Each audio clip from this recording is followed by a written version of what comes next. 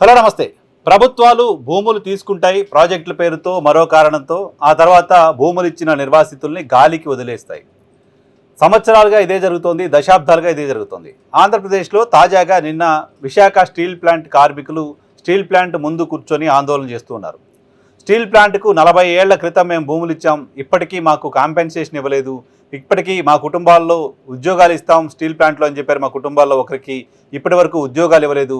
2 generations పోయినప్పటికీ మాకు ఇంకా steel ప్లాంట్కు సంబంధించి మా భూములు తీసుకున్న దానికి ప్రభుత్వం వైపు నుంచి న్యాయం జరగలేదు అంటూ 8500 మంది బాధితులు విశాఖ స్టీల్ ప్లాంట్ ముందు ఆందోళనకు దిగారు. ఓ పక్క విశాఖ స్టీల్ ప్లాంట్ అమ్మకానికి సంబంధించి కేంద్ర రాష్ట్ర ప్రభుత్వాలు రంగం సిద్ధం చేస్తున్నాయి. విశాఖ స్టీల్ ప్లాంట్ని విడతల వారీగా అమ్మడానికి సంబంధించిన ఏర్పాట్లు చేస్తున్నాయి. విడతల వారీగా టెండర్లు పిలుస్తున్నాయి. విశాఖ స్టీల్ ప్లాంట్కి క్యాప్టివ్ మైన్స్కి కేటాయించకుండా విశాఖ స్టీల్ ప్లాంట్ని సెయిల్లో కలపకుండా దాన్ని నష్టాల బారిన పడేలా చేస్తున్నాయి. విశాఖ స్టీల్ ప్లాంట్కు సంబంధించి మైన్స్ ఇవ్వండి అంటూ చేస్తున్న ఆందోళనలు ఏమాత్రం పట్టించుకోవట్లేదు. దీంతోపాటు స్టీల్ ప్లాంట్లో ఉద్యోగుల సంఖ్యని గణనీయంగా తగ్గించేస్తూ వస్తున్నాయి. ఇన్ని రకాలుగా ప్రయత్నం చేస్తూ స్టీల్ ప్లాంట్ని లేకుండా చేసే ప్రయత్నం చేస్తున్నాయి. కొంతమందికి దాన్ని కట్టబెట్టడం కోసం ఈ ప్రయత్నం అనేది ప్రధానంగా ప్రభుత్వాలు ఎదుర్కొంటున్న విమర్శ. కొంతమంది కార్పొరేట్లకు దీన్ని కట్టబెట్టడం కోసం, అక్కడ అత్యంత విలువైన భూముల్ని వాళ్ళ చేతిలో పెట్టడం కోసం ప్రభుత్వం ప్రయత్నం చేస్తోంది అని. ఇప్పుడున్న మార్కెట్లో స్టీల్ ప్లాంట్కు సంబంధించిన భూములు అమ్మితే వచ్చే విలువ 1,00,000 కోట్ల రూపాయలకు పైగా. దాన్ని మొత్తం ప్లాంట్ని 10,000 కోట్లకో 15,000 కోట్లకో ప్రైవేటు వ్యక్తులకు అప్పగించడానికి రంగం సిద్ధమవుతుంది. ఇలాంటి వార్తల్ని వింటున్నాం. ఈ వార్తలు విన్న తర్వాత బయట నుంచి చూస్తున్న వాళ్ళకి విశాఖ ఉక్కు ఆంధ్రుల హక్కు అంటూ నినాదం విన్న వాళ్ళకి, దానికోసం పోరాటం చేసిన వాళ్ళకి చాలా బాధ అనిపిస్తుంది, ఆందోళన కలుగుతుంది. అలాంటిది ఆ ప్రాజెక్ట్ కోసం భూములు ఇచ్చిన నిర్వాసితుల పరిస్థితి ఎలా ఉంటుందో ఒకసారి ఆలోచించండి. వాళ్ళ భూములు తీసుకొని అక్కడ ప్లాంట్ నిర్మించి వాళ్ళని ఆ భూముల నుంచి బయటికి పంపించేసి, ఆ భూములు తీసుకున్నాం కాబట్టి మీకు ఉద్యోగాలు ఇస్తాం, కాంపెన్సేషన్ ఇస్తామని చెప్పి ఇప్పటివరకు ఉద్యోగాలు కూడా ఇవ్వకుండా 40 ఏళ్లుగా వాళ్ళు ఆఫీసుల చుట్టూ ప్రభుత్వాల చుట్టూ తిరగాల్సిన పరిస్థితి ప్రభుత్వాలు కల్పించాయి. Not only Visakha steel plant, Nagarjuna Sagar ప్రాజెక్టుకు సంబంధించిన నిర్వాసితులు ఇప్పటికీ మాకు పరిహారం అందలేదు అని ఆందోళన చేస్తున్న వాళ్ళు ఉంటారు. ఇంకా అనేక ప్రాజెక్టులకు సంబంధించి నేమిట్ ఏ ప్రాజెక్టుకు సంబంధించిన వాళ్ళైనా మాకు ఇంకా ప్రభుత్వం నుంచి పరిహారం అందలేదు అని మాట్లాడుతూ ఉండడం చాలా సందర్భాల్లో చూస్తున్నాం. తాజాగా కళ్ళ ముందు అందరికీ లైవ్లో కనపడుతున్న ఎగ్జాంపుల్ అమరావతి కోసం ప్రభుత్వం భూములు తీసుకుంది. ఆ భూములు తీసుకున్న తర్వాత మాకు ఇప్పటికీ మా ప్లాట్ ఎక్కడుందో చూపించలేదు, మా ప్లాట్లు ఉన్న ప్రాంతంలో రోడ్లే లేదు, కరెంట్ లేదు, డ్రైనేజీ లేదు, అసలు ప్లాట్లకు సంబంధించిన లేఅవుట్ పనులే మొదలుపెట్టలేదు. ఆ లేఅవుట్ చేయడం కోసం టెండర్లు ఇస్తే టెండర్లు సంబంధించిన పనులు ఇప్పటివరకు మొదలు కాలేదు. ఇది అమరావతి ప్రాంతంలో తాజాగా రైతులు చేస్తున్న ఆందోళన. సో ఇటీవల ఈ మొత్తం వ్యవహారాలన్నీ చూసిన తర్వాత 2013లో కేంద్ర ప్రభుత్వం, అప్పటి యూపీఏ సర్కారు భూసేకరణకు సంబంధించిన చట్టాన్ని తీసుకొచ్చింది. ల్యాండ్ అక్విజిషన్ యాక్ట్ని 2013ని యూపీఏ సర్కార్ తీసుకొచ్చింది.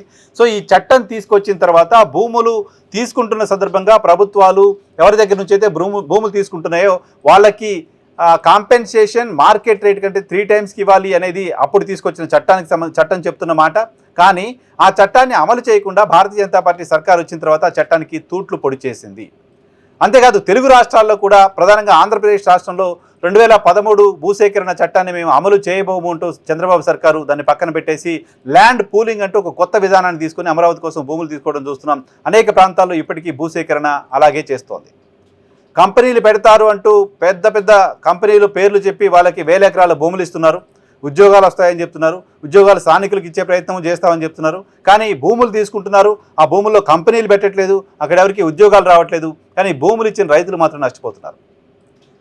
ప్రభుత్వాల దగ్గర నుంచి భూములు తీసుకొని 2 దశాబ్దాలుగా 3 దశాబ్దాలుగా దాంట్లో ఒక చిన్న పిరికెడ్ మట్టి వేయకుండా, ఏం పని చేయకుండా అట్లే వదిలేసిన కంపెనీలు ఆంధ్రప్రదేశ్లో చాలా ఉన్నాయి. కానీ అక్కడ భూములు ఇచ్చిన రైతులు మాత్రం భూమి ఏమో వాళ్ళకు వదిలేసుకొని ప్రభుత్వం నుంచి అరకొర పరిహారం తీసుకొని కంపెనీ స్టార్ట్ అయిన తర్వాత మీకు ఉద్యోగం వస్తుంది అంటే ఎప్పుడు స్టార్ట్ అవుతుందంటే ఎదురు చూసుకుంటూ కూర్చోవాల్సిన పరిస్థితి వస్తుంది. సో అమరావతి రైతుల పరిస్థితి చాలా సంవత్సరాలుగా అనేక ప్రాజెక్టులకు సంబంధించి భూములు ఇచ్చిన రైతులు కూడా ఎదుర్కొంటున్నారు. విశాఖ స్టీల్ ప్లాంట్కు సంబంధించి ప్రస్తుతం చర్చ జరుగుతున్న నేపథ్యంలో 8500 కుటుంబాలు మాకు న్యాయం చేయండి అంటూ ఇప్పుడు రోడ్డెక్కుతున్న నేపథ్యంలో వాళ్ళని పట్టించుకునే దిక్కు లేకుండా పోయింది. వాళ్ళని అడ్రస్ చేసే పరిస్థితిలో ఎవరూ లేకుండా పోయారు. ఆంధ్రప్రదేశ్లో అధికారంలో ఉన్న పార్టీ కానీ, ఆంధ్రప్రదేశ్లో ప్రతిపక్షంలో ఉన్న పార్టీ కానీ మీకు మేము ఉన్నాం, భరోసా ఇస్తామనే ఒక మాట వాళ్ళ దగ్గరికి వెళ్ళి చెప్పలేకపోతున్నారు.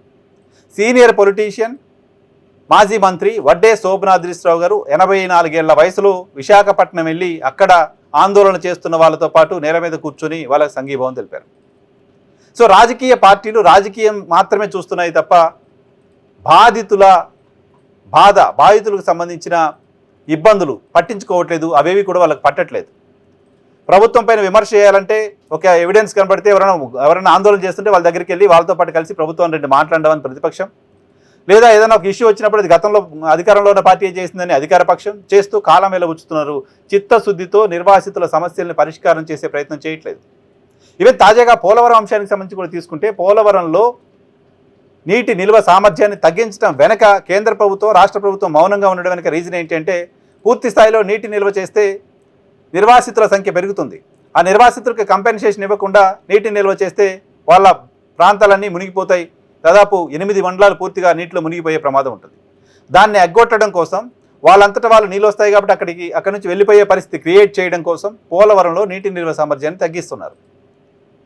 సో నిర్వాసితులు మాత్రం మాకు పట్టరు, వాళ్ళ భూములు మాత్రం మాకు కావాలి, వాళ్ళ భూములు మాత్రం మేము అమ్ముకుంటాం, వాళ్ళ భూములు మాత్రం ప్రైవేట్ వ్యక్తులకు ఇస్తాం, వాళ్ళ దగ్గర నుంచి ముడుపులు తీసుకుంటాం అన్నట్లుగా ప్రభుత్వాలు వ్యవహరించడం అత్యంత దుర్మార్గం.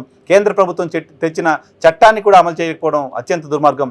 40 ఏళ్లుగా భూములు ఇచ్చి మాకు న్యాయం చేయండి అంటూ ఆందోళన చేస్తున్న స్టీల్ ప్లాంట్ కార్మికులను ఆదుకోవాల్సిన తక్షణ అవసరం కేంద్ర రాష్ట్ర ప్రభుత్వాలపైన ఉంది.